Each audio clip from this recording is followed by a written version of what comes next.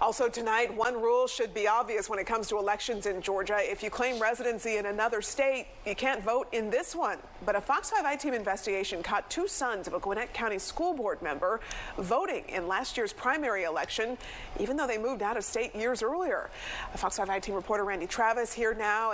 And Randy, you're hearing that this is the sort of violation that's often hard to catch. Right, Courtney, yeah, especially if they only voted here in Georgia, which is what happened in this case. But Stephen Knudsen's opponent discovered the violation and made the complaint heard today.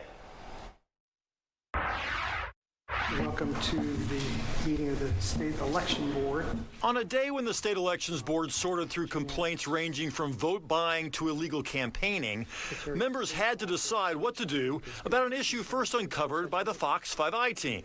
Two sons of Gwinnett County School Board Vice Chair Stephen Knudsen, who the state says broke the law. Congratulations, class of 2022. Knudsen ran for re-election last year. The day after his primary win, he spoke to the Lanier High School graduation. They have 4 grown children.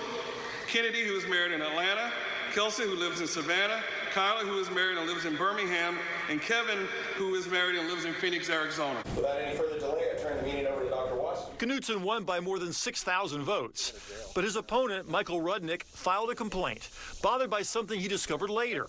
Kevin and Kyler Knudsen voted in that primary, despite claiming residency in other states. And I think that's a form of illegal voting. State elections officials investigated the complaint and decided the Knudsen sons violated election law.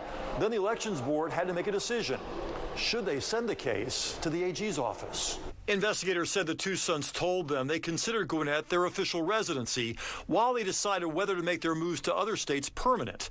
But the facts didn't add up. Kyler has an Alabama insurance license. She advised when Kyler applied for the license, he applied as an Alabama resident. Same goes for Kevin Knudsen, who sells insurance in Arizona. I believe there's sufficient evidence to show that a violation has occurred. The board voted to send the case to the Attorney General's office for possible prosecution.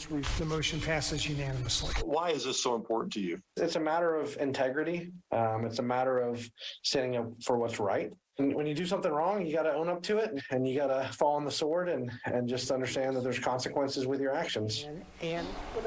We tried to get a comment from Stephen Knudsen and his sons, but so far we've had no response. Eric? All right, Randy, thanks so much. All right, new